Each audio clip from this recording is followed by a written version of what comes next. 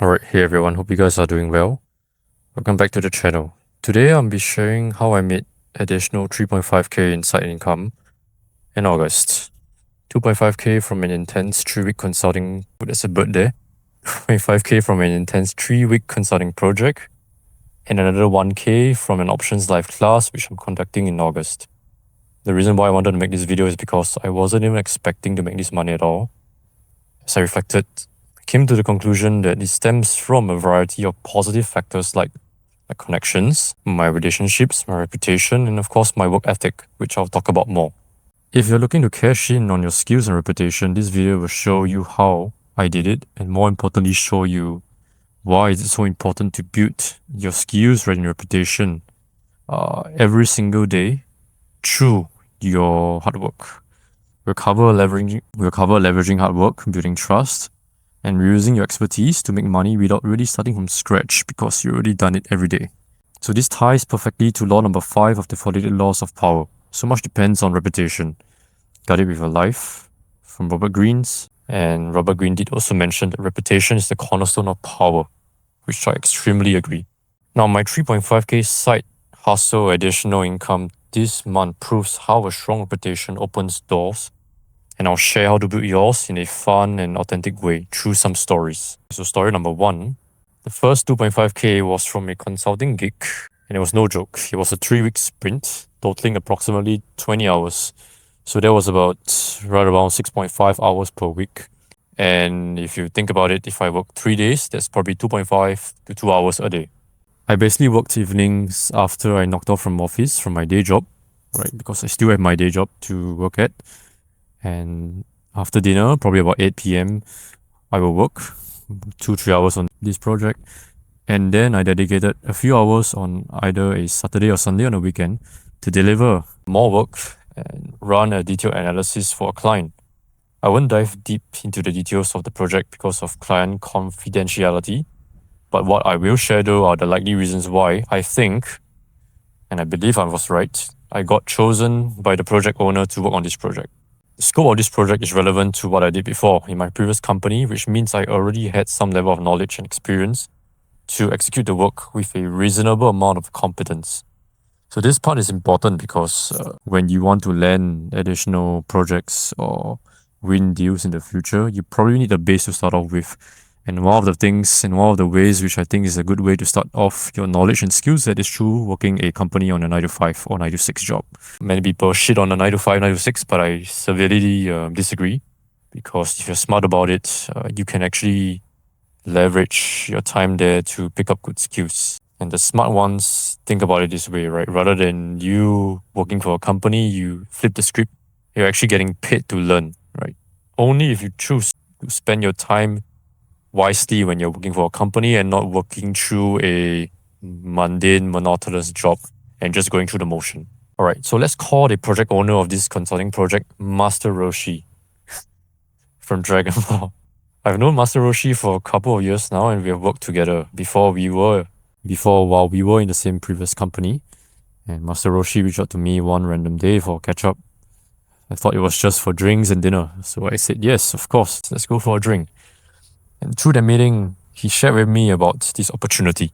Honestly, I was surprised and taken aback, in a pleasant way, of course, because one dinner and catch up ended up in his request and his ask on whether or not I'm interested in this project and to work with him on this analysis. Well, out of all the people he knew, I was probably one of the few he asked because of the good relationship that we had, and probably my work ethic that he observed, and the ability to deliver based off my performance working with him on our previous company. Upon receiving the news that Master Roshi needs an additional pair of hands to work on this project and deliver the client needs, I thank him firstly for letting me know, and I really took some time to seriously consider this offer.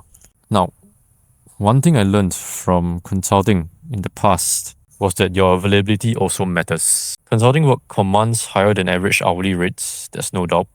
They are usually time sensitive, and hiring managers will more often than not, consider the second or third best candidate who may start earlier versus the first best candidate who might have the best credentials and resume, but might say he or she can only start 2 to 3 months later. I know this for a fact because we used to hire for summer interns, and companies will pick a summer intern who can start almost immediately versus a much, okay, not really much better, but a slightly better candidate who can only start a few months later. Obviously, the gap in the competence and resume can't be, day and night.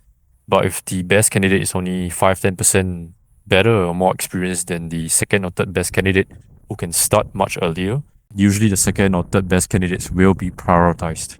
Short, knowing this knowledge, I capitalized on this opportunity window. And after a week of consideration, I committed to start 2 weeks later, which I think is reasonable because the consulting project has just because he just signed the deal and probably takes 2 to 3 weeks to finalize the concepts and the methodology of analysis. I probably got it because a past colleague and now friend of mine, Master Roshi, vouched for my ability to deliver under pressure. Additionally, my work ethic, which are elements like staying organized, meeting tight deadlines, over-delivering, and under-promising strategically and smartly, has turned a challenging project into right now a decent paycheck.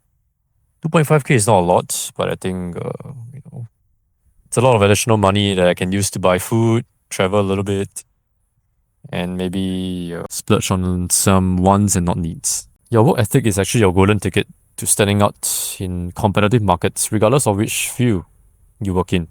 It is a universal trait which is highly favored.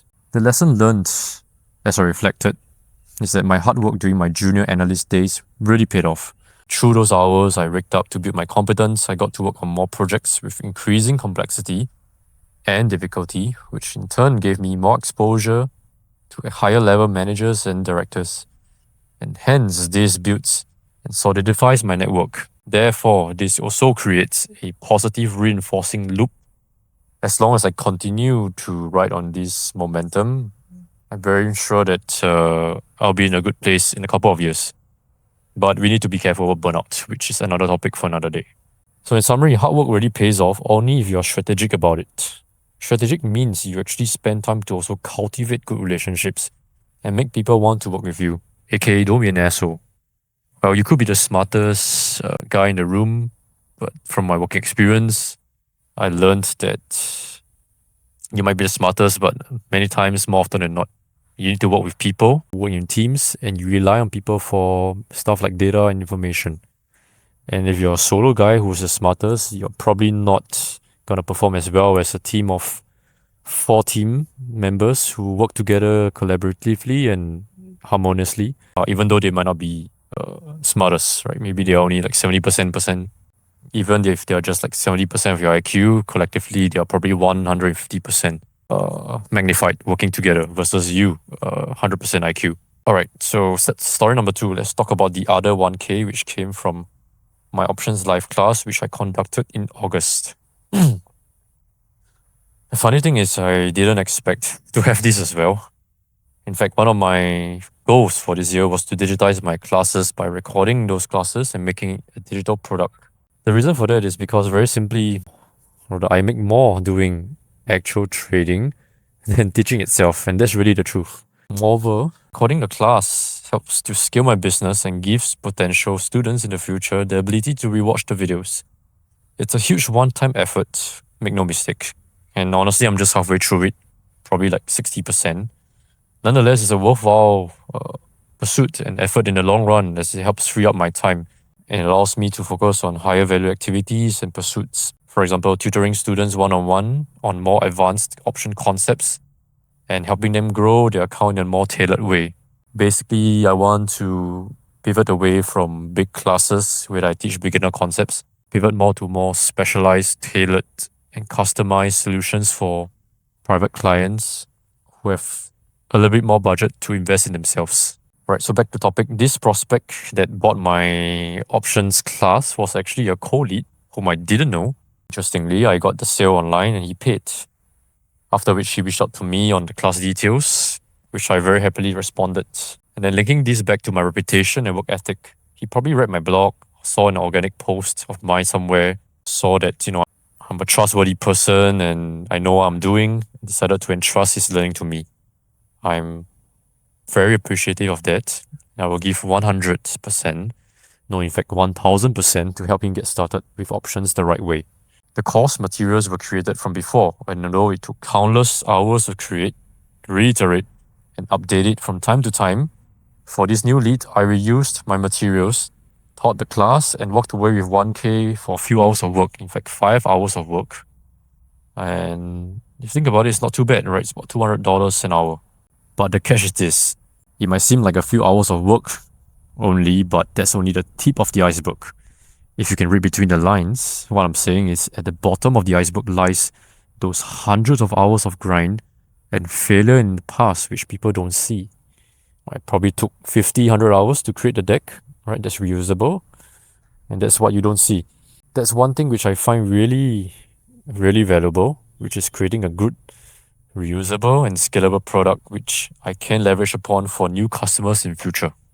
So that's also one learning for me that I should continue to push on and create the recordings for my class. Oh, that's the bird again. Okay. So I also made it a point to document all my results in my website, both the wins and the losses, the good and the bad, the pretty and the ugly. I used to read other people's blog posts and feeds, wondering how is it that someone can be this exceptionally good, not having a losing month at all. And then I realized most of them are fake. If you don't believe me, just try following someone for 1 year. Try it for yourself. They don't really have skin in the game. They just post stuff which they don't actually do. They share a trade, don't actually do the trade, and they just cycle their business model through the game of volume. High attrition rate, people come and go, and they scam more and more people. So, I mean, this is just the nature of the industry, which is sad. So that's not what I want to be. Maybe I won't be the options trader with the best results, which is okay as long as I am net positive overall while keeping my authenticity. I suppose that was what got me the cold prospect in the first place this month. So this approach to me seems to be fine, and I'm happy about it. So the lesson learned is, my reputation and your reputation is like a savings account. You gotta build it from the start, from scratch, slowly, gradually, consistently. With every interaction, you'll grow and you'll pay you back later. And protect it by always delivering value. And that's pretty much the end of the video. What's one thing that people know you for, and what's one story you could share? I'll be very happy to hear them. And leave your comments in the comment section. So this was how I managed to make 3.5K of additional side income in August. If again you have some cool stories to share, I'll be happy to hear them. Take care.